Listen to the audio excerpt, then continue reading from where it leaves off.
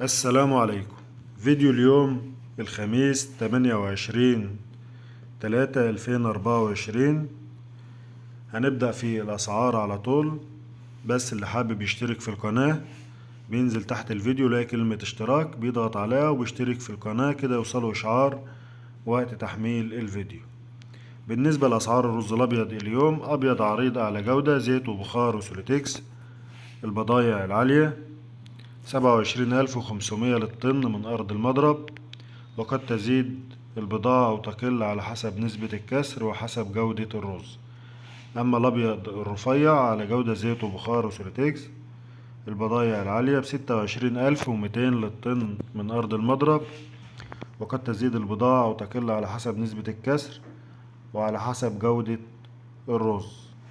ده بالنسبة لأسعار الرز الأبيض اليوم. أما بالنسبة لأسعار الرز الشعير: الرز الشعير العريض وصال للمضرب ب17,700 للطن، والشعير الرفيع وصال للمضرب ب16,700 للطن. ده أسعار وصال للمضرب.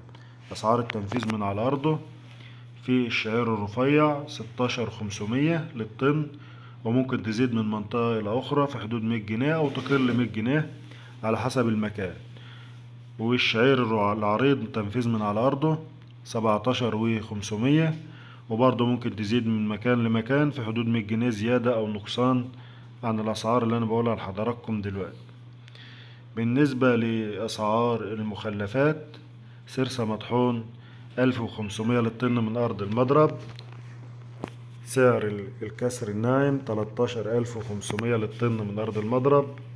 أما بالنسبة لأسعار الجونة ب11,500 للطن من أرض المضرب. وبكده يكون عرضنا مع بعض أسعار الرز. معانا أسعار الذرة المستورد والذرة البلدي. الذرة المستورد النهاردة في ارتفاع في أسعار الذرة المستورد. المستورد البرازيلي صب أرض المينا 13,000 للطن.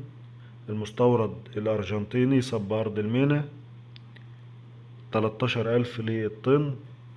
أما المستورد الأوكراني صب أرض المينا ب12,000 للطن.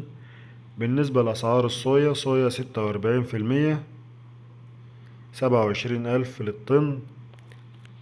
وصويا صويا 46% ب27,000 للطن، وصويا 44% 25,500 للطن صب أرض المينا.